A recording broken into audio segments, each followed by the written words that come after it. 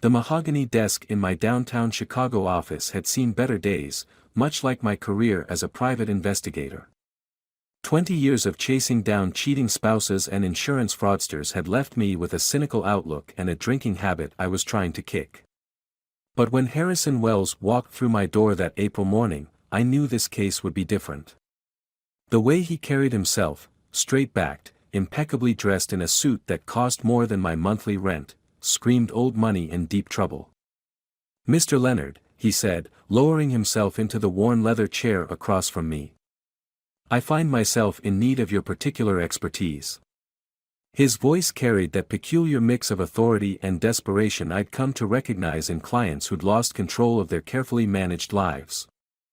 I leaned back, studying him. At 60-something, Wells was Chicago royalty, CEO of Wells Enterprises, philanthropist, and fixture at every high society event worth mentioning. But today, the carefully maintained facade showed cracks, slight tremors in his manicured hands, dark circles under steel-gray eyes. $2 million, he continued, sliding a manila envelope across my desk. "Disappeared from my personal accounts 3 days ago. Not embezzlement, the transactions were authorized, but not by me." Inside the envelope, I found bank statements, transaction records, and a series of photographs. "Your suspect?" "My wife." The words fell between us like lead weights. "Catherine. She's had full access to the accounts for years. I need to know why, and I need the money back before the board gets wind of this." I studied the photos. Catherine Wells, mid-40s, the kind of elegant beauty that graces charity galas and society magazines. But something in her eyes caught my attention, a hardness that seemed at odds with her polished society wife image. "Any idea where she might have moved the money?" Wells shook his head. "That's why I need you, Mr. Leonard. Catherine's smart, Oxford-educated, ran her own investment firm before we married. If she's taken the money, she'll have covered her tracks well." I quoted him my daily rate plus expenses. He didn't blink, just pulled out a checkbook and wrote a figure that made my eyebrows rise. "I want this handled quietly, Mr. Leonard. My reputation dash." "Understood." I'd played this game before. The wealthy always wanted discretion, especially when family was involved. "I'll need access to all financial records, email accounts, phone records dash. Whatever you need. Just find the money." He stood, adjusting his perfectly tailored jacket. "And Mr. Leonard? Time is of the essence." After he left, I sat staring at the check, something nagging at the edges of my consciousness. 20 years of instinct told me this case wasn't what it seemed. I pulled up Wells's public records on my laptop, newspaper articles, charity events, business profiles. The perfect power couple, Harrison Wells, the business titan, and Catherine, his sophisticated second wife, 15 years his junior. But it was what I didn't find that interested me. Before their marriage 12 years ago, Catherine seemed to barely exist online. A few mentions of her investment firm, which had been quietly dissolved shortly after the wedding, and nothing else. It was the kind of careful erasure that set off warning bells in my head. I spent the afternoon diving deeper. Wells Enterprises had grown exponentially under Harrison's leadership, absorbing smaller companies at an aggressive pace. But buried in old news archives, I found whispers of questionable tactics, sudden bankruptcies of competing firms, and former business partners who'd mysteriously backed out of deals. The sun was setting when my phone buzzed, an unknown number. "Mr. Leonard." The voice was cultured, feminine, with a hint of British accent. "I believe we need to talk." "Mrs. Wells." I hadn't expected her to make the first move. "Not over the phone." She paused, and I could hear the careful consideration in her voice. "There's a cafe on Lake Street, the Blue Door. Tomorrow morning, 9 a.m. Come alone." The line went dead before I could respond. I sat back, staring at the phone, then at the stack of documents on my desk. In my gut, I knew I was being pulled into something far more complex than a simple case of marital theft.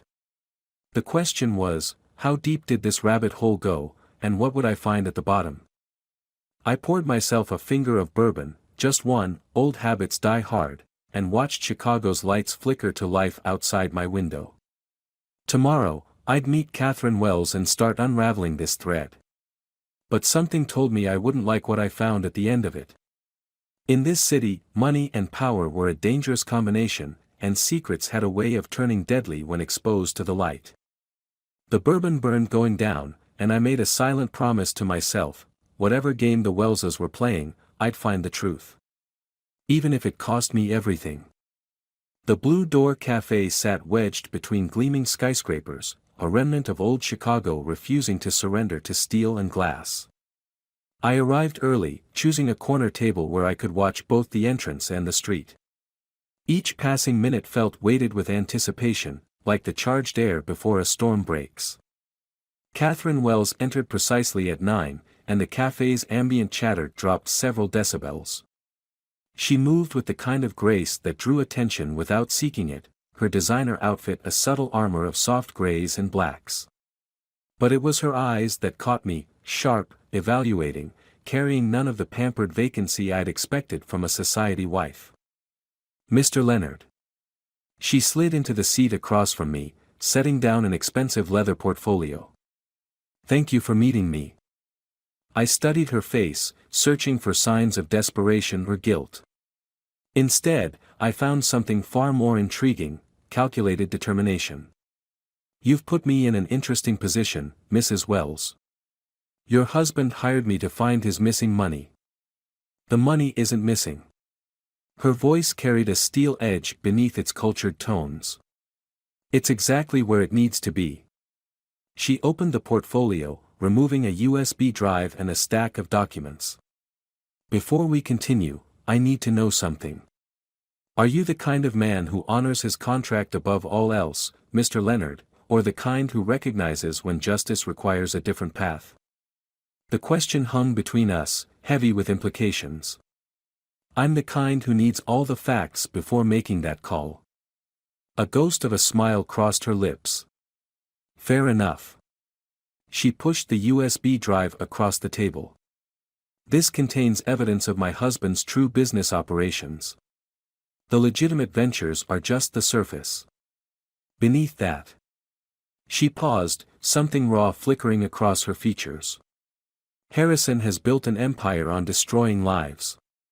He acquires companies by orchestrating their collapse, manipulates markets through insider trading, and uses blackmail to silence anyone who might expose him." "Those are serious accusations," I said, keeping my voice neutral despite the way my pulse quickened. "Why come to me instead of the authorities?" "Because he owns half the city's officials, and the other half are too afraid to move against him." Bitterness crept into her tone. "I spent years gathering evidence, building a case. But 2 weeks ago, everything changed." Her composure cracked slightly.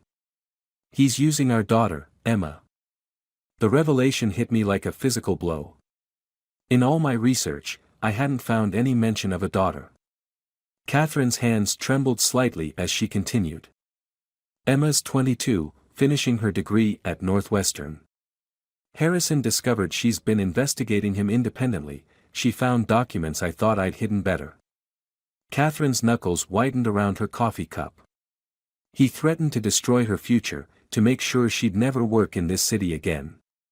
Then he started talking about accidents, how tragic it would be if something happened to such a promising young woman."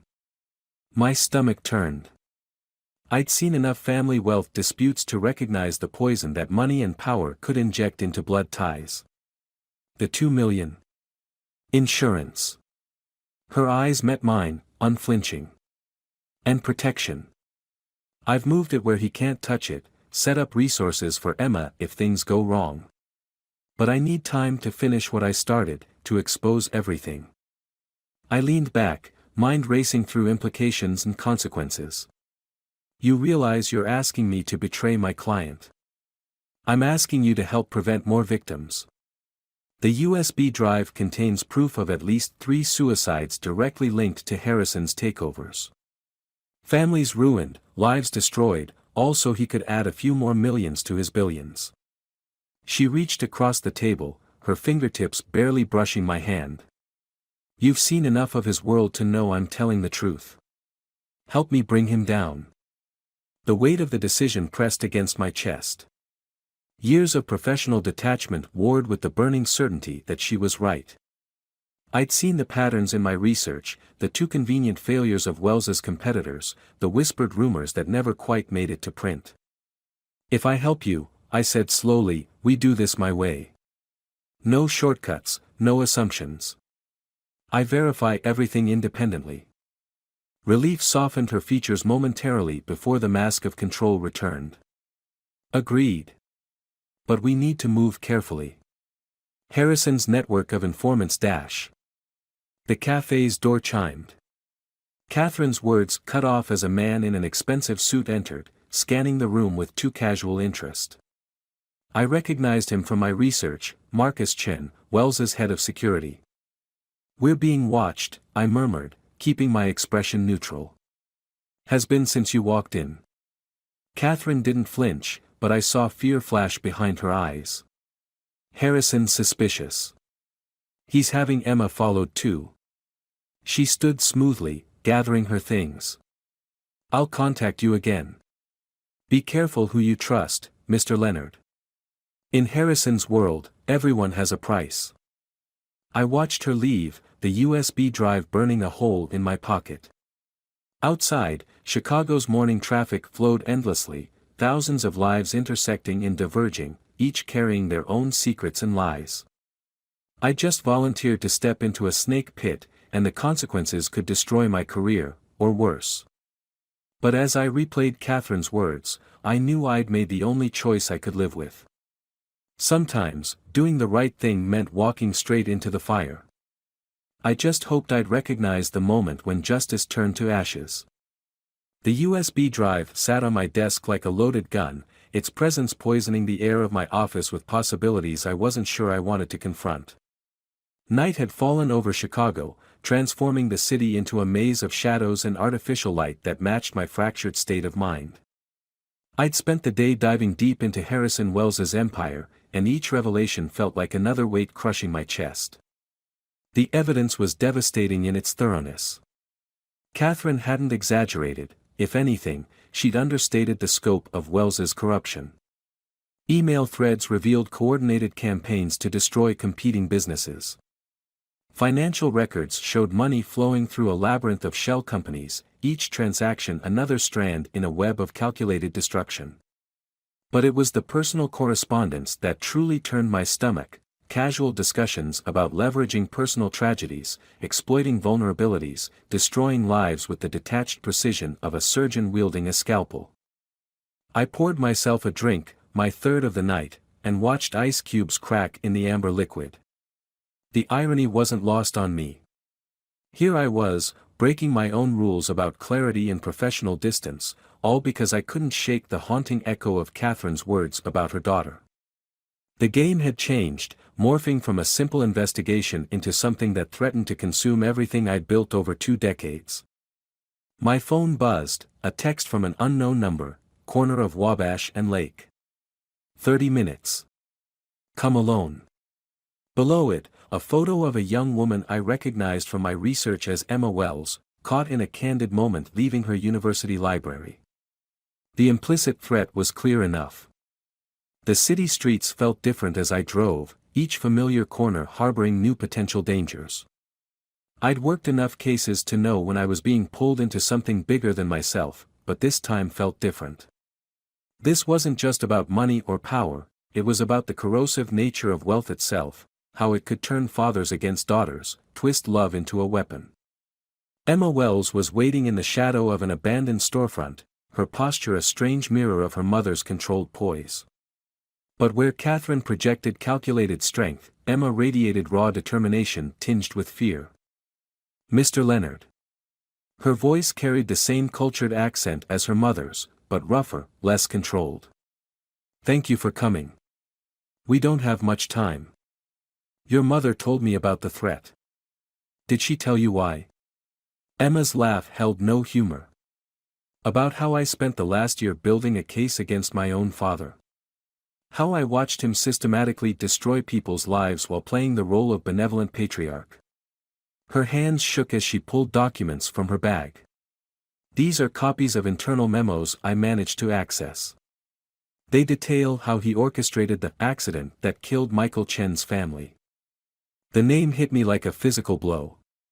Michael Chen, Marcus Chen's brother, had died along with his wife and children in a house fire 3 years ago, shortly after his technology firm had rejected Wells's buyout offer.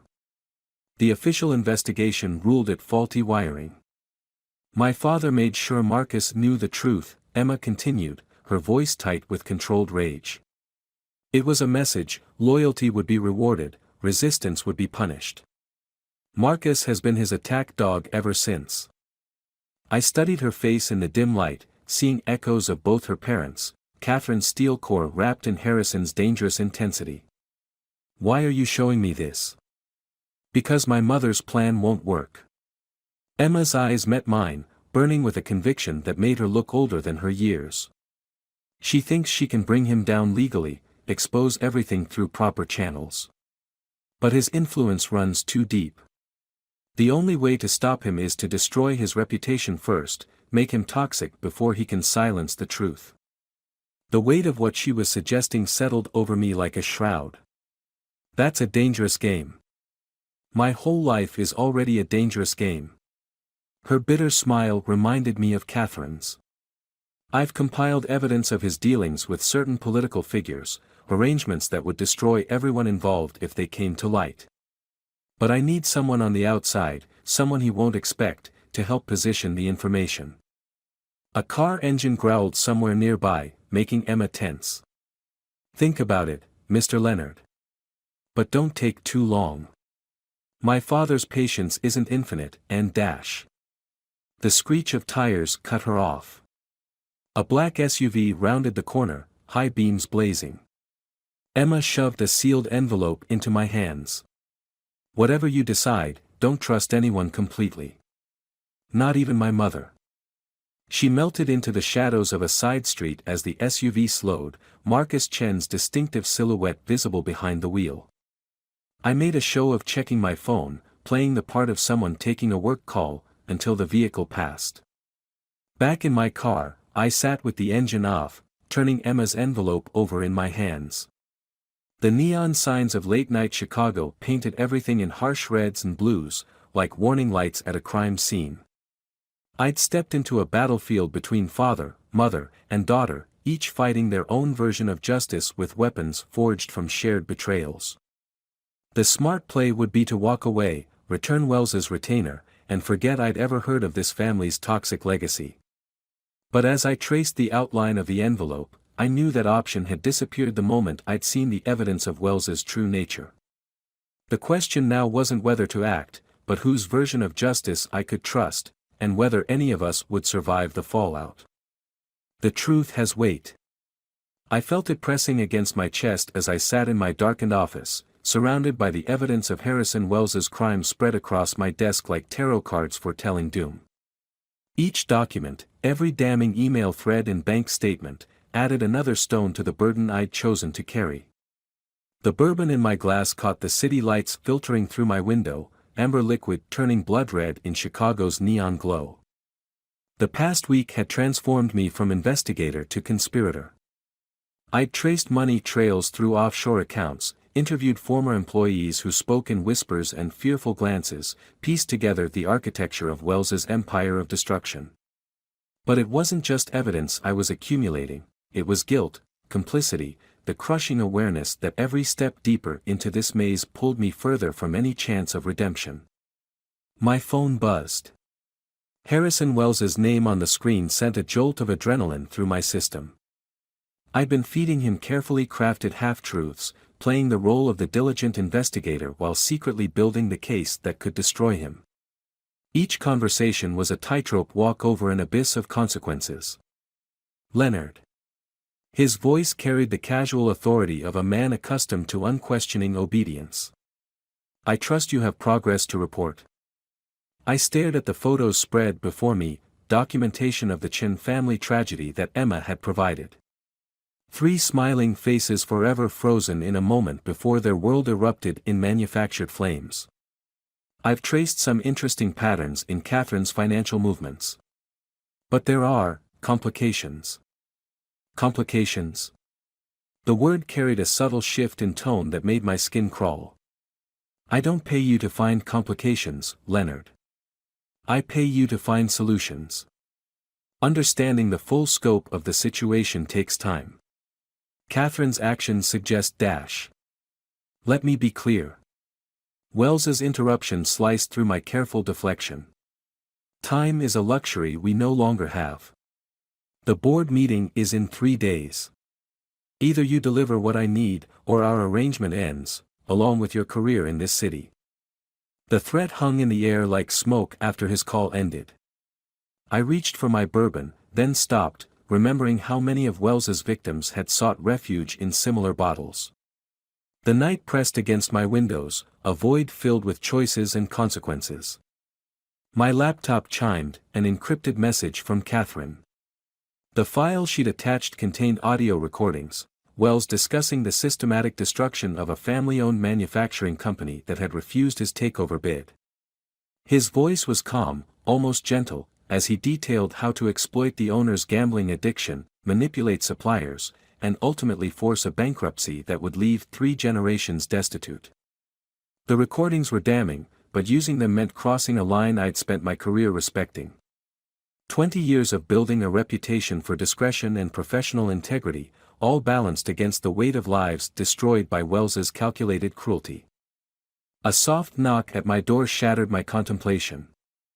I reached for my gun, a recent habit born of paranoia, before recognizing Marcus Chen's silhouette through the frosted glass. My pulse thundered in my ears as I let him in, wondering if Wells had finally seen through my deceptions. Chen's face was a mask of controlled anguish, his usual imposing presence diminished by some internal struggle. Without a word, he placed a file on my desk. Inside, I found photos of his brother's children, taken days before their deaths. Beneath them lay detailed records of the accident investigation, the real one, not the sanitized version that made the papers. He made me watch, Chen said, his voice barely above a whisper. Made me stand there while he explained exactly how it would happen, what story I would tell the police. Said it was my chance to prove my loyalty. His hands trembled slightly. I've spent 3 years proving it, destroying evidence, silencing threats. But Emma found the truth anyway. I studied him, reading the cost of complicity in every line of his face. Why show me this now? Because you're going to have to make the same choice I did. Chen's eyes met mine, filled with a haunted knowledge. Wells knows about your meetings with Catherine and Emma. He's been testing you, watching how you play both sides. Tomorrow, he's going to offer you a deal, help him eliminate the threat they pose, and you'll never have to work another case in your life. The implications hit me like physical blows. And if I refuse? Then you'll understand exactly what my brother felt in his final moments. Chen moved toward the door, pausing with his hand on the knob. Whatever you decide, remember, Wells doesn't just destroy his enemies. He makes examples of them. After he left, I sat in the darkness, letting the full weight of my situation settle over me. Every piece of evidence I'd gathered was now a potential death warrant. Every conversation with Catherine and Emma had drawn them further into danger. I'd wanted justice, but I'd underestimated the price that justice demanded in Wells's world. The city stretched out below my window, a glittering maze of light and shadow. Somewhere out there, Catherine was moving pieces into position for her endgame. Emma was gathering her own weapons, preparing to strike from another angle.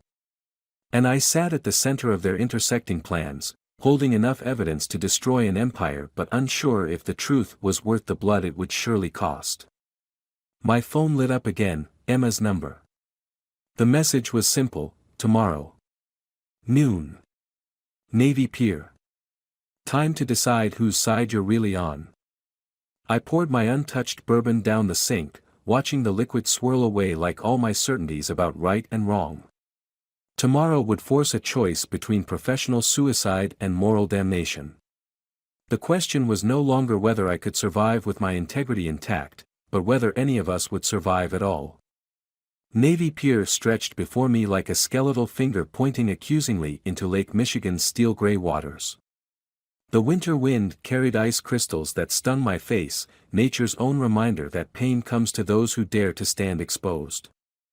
I'd arrived early, watching tourists huddle against the cold, their laughter and casual joy a jarring counterpoint to the weight of decisions pressing against my chest.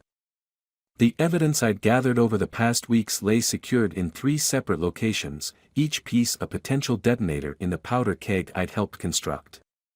My meeting with Wells loomed in the afternoon, a countdown to a moment that would irrevocably alter not just my life, but the lives of everyone caught in this web of power and revenge. Emma's approach drew my attention like a splinter of ice sliding down my spine. She moved with her mother's grace but none of her restraint, raw determination radiating from her like heat. The dark circles under her eyes spoke of sleepless nights spent orchestrating destruction, a daughter's love twisted into something harder and more dangerous by her father's betrayal. "You've seen the full scope now," she said, foregoing any greeting. Her words formed small clouds in the frigid air. "What my father's capable of. What he's already done." I studied her face, seeing echoes of both parents in her features, Catherine's steel core wrapped in Harrison's unflinching will.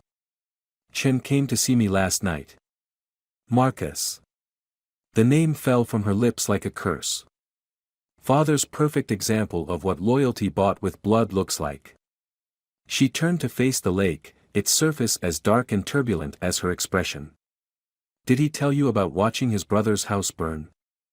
How he stood there, following orders, while children screamed?" The brutality of her words matched the winter wind's bite. "He said your father's planning to offer me a choice today." "There is no choice." Emma's laugh held no warmth. "Only the illusion of one. That's how he operates, presents you with options that are really just different paths to the same destination, becoming another piece in his game of power." She reached into her coat, withdrawing a slim file. "What Marcus didn't tell you is that father's already set things in motion. These photos were taken yesterday, surveillance teams outside your office, your apartment. He's had people following your sister in Boston, monitoring her kids at school."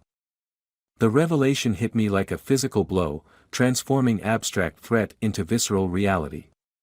My hands trembled slightly as I examined the photos, recognizing the subtle signs of professional surveillance. Each image was a reminder that in Wells's world, innocence was just another vulnerability to exploit. "Your mother thinks she can bring him down legally," I said, watching Emma's reaction carefully. "Use the evidence to force a reckoning through proper channels." "My mother still believes in systems and justice." Emma's voice carried equal measures of love and frustration.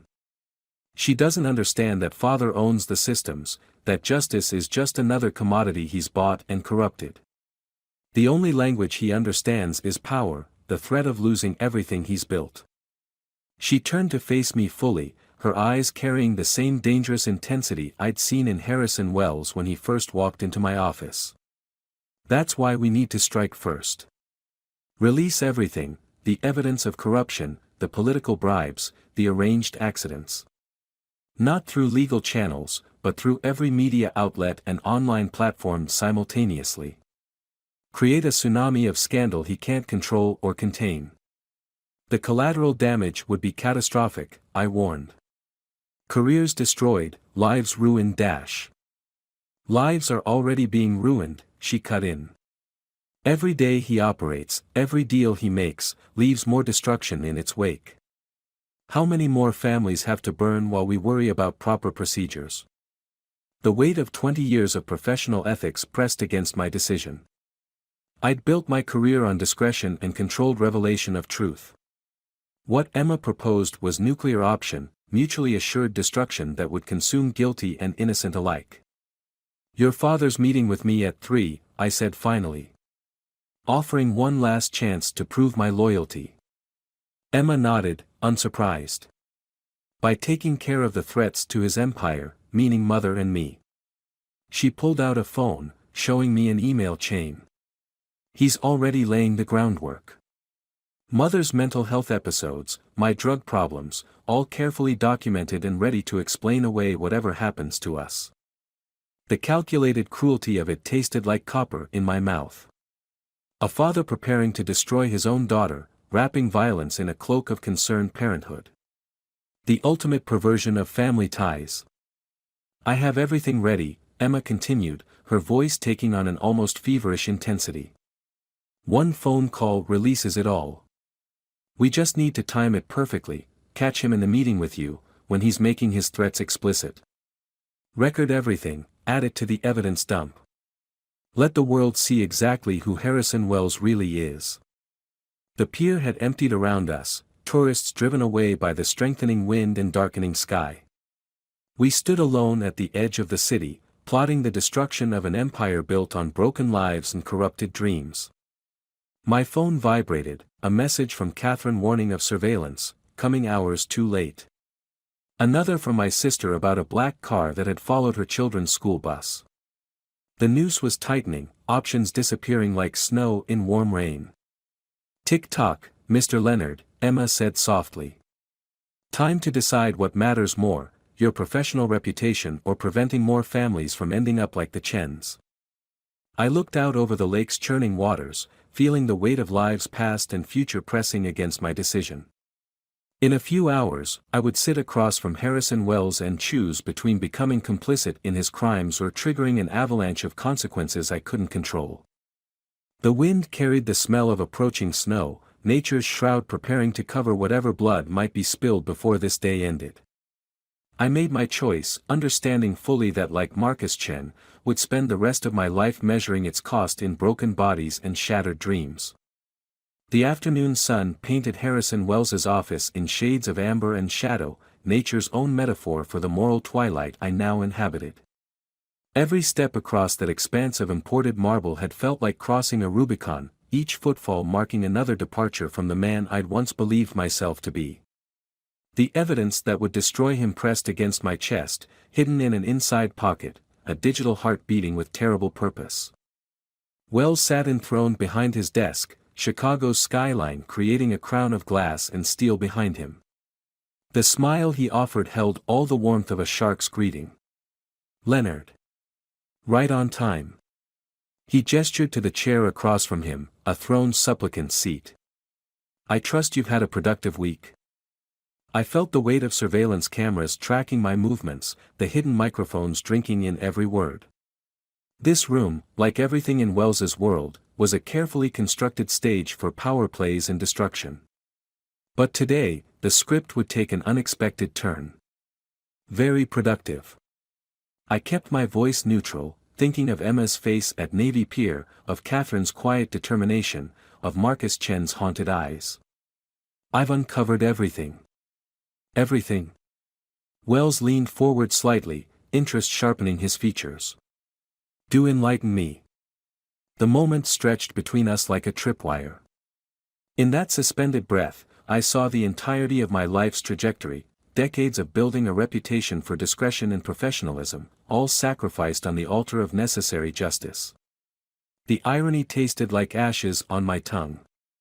The money transfers, the shell companies, the political bribes. Each word fell like a hammer blow. The arranged accidents. The Chen family. Every calculated destruction you've orchestrated. Something dangerous flickered behind Wells's eyes, a predator's recognition of potential prey becoming threat. Careful, Leonard. Allegations like that could be problematic for your future. No more problematic than burning children alive to send a message. The words carried the accumulated weight of every dark truth I'd uncovered. Or threatening your own daughter to maintain control. Wells's laugh held genuine amusement, the sound of a man so accustomed to power that challenge itself became entertainment. You disappoint me. I'd hoped you were smarter than this. He pressed a button on his desk phone. Marcus? Please come in. The door opened silently. Chen entered like a shadow-given form, his face a mask of professional detachment. But I saw the minute tremor in his hands, the weight of accumulated guilt bowing his shoulders. Mr. Leonard seems to have developed some unfortunate misconceptions about our business practices. Wells's voice carried paternal disappointment. Perhaps you could help clarify his understanding of loyalty's rewards. Chen's eyes met mine, carrying a universe of unspoken pain. In that moment of connection, I saw the final piece of Wells's destruction locked into place. Of course, sir. Chen moved with deliberate precision, drawing his weapon. But instead of pointing it at me, he turned to face Wells. I'll be happy to demonstrate loyalty's true cost. The door opened again. Catherine and Emma entered, followed by two men I recognized from FBI surveillance photos. Wells's expression shifted from confidence to calculation, measuring angles of escape that no longer existed. Hello, father. Emma's voice carried echoes of his own cold authority. We need to discuss family values. I pulled out my phone, displaying the live stream already broadcasting to every major news outlet and social media platform. Wells's face filled screens across the city, his earlier threats captured in pristine digital clarity. But it was the other windows that truly caught his attention, live feeds from board members' offices, regulatory committees, police departments. Every power center he'd thought bought and controlled, now bearing witness to his empire's collapse. You really should have checked Chen's brother's life insurance policy more carefully, I said, watching understanding dawn in Wells's eyes. The one that made his children beneficiaries of a dead man's switch, releasing evidence if anything happened to them. Marcus has been building his own insurance policy ever since that night. Today, we're just helping him cash it in. 20 years of perfect plans. Catherine's voice carried something between pity and disgust. All undone because you never understood that fear only works until the feared have nothing left to lose. Wells's composure cracked, revealing the rage beneath his polished veneer. You think this ends here? That your evidence and righteous indignation change anything? I own this city. These theatrics are being broadcast live to every person you've ever threatened, betrayed, or tried to destroy. Emma stepped forward, her smile a mirror of his own predatory expression. Along with account numbers, transaction records, and testimony from everyone who's been waiting for a chance to speak without fear. The empire's already burning, father. We're just here to watch you realize it. The sound of sirens rose from the street below, a symphony of approaching consequences. Wells's expression shifted through rage to calculation to something I'd seen before, in the faces of cornered animals realizing escape was impossible. Chen, he said softly. Think about your position. The things you've done. You really want those becoming public? That's the difference between us, sir. Chen's voice carried the peace of a man who'd finally chosen his path. Some of us are willing to pay for our sins. As federal agents filled the office, I watched Harrison Wells's world collapse with the precision of a controlled demolition. Each piece of evidence we'd gathered, every recorded conversation and documented crime, another charge in the indictment. The man who'd built an empire on others' destruction now faced the ultimate irony, betrayal by the very family he'd tried to control through fear. Later, standing in the gathering dusk outside the federal building, I shared a quiet moment with Catherine and Emma. The weight of choices and consequences hung between us like invisible threads, binding us in ways that would never fully unravel. Was it worth it? Emma asked softly. The cost to your reputation, your career. I watched Chicago's lights flicker to life, each one a reminder of lives touched by our decisions. Some prices have to be paid, if we want to face ourselves in the mirror. Catherine touched my arm gently. And now? The question carried echoes of every moral compromise, every line crossed in pursuit of necessary justice. I thought of my office, of 20 years spent building a life around other people's secrets and lies. The path forward wasn't clear, but for the first time in weeks, it felt clean. Now, I said, we learn to live with the truth we've created. The city stretched before us, its shadows and light intermingling like memory and consequence. Somewhere in the gathering night, other corrupt empires continued their dark work. But for now, in this moment, justice had found its mark. The cost had been high: careers, reputations, the comfortable lies we tell ourselves about right and wrong. But as I walked away from the federal building, I felt the weight of old certainties falling away, replaced by something harder but more honest. Sometimes salvation comes only through destruction.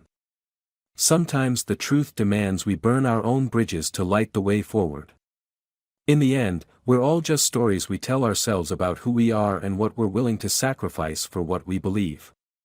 My story had changed forever in Harrison Wells's office, but looking back at Catherine and Emma, survivors and warriors in their own right, I knew I'd chosen the only path I could live with. The night wind carried possibilities, and for the first time in longer than I could remember, I welcomed them without reservation.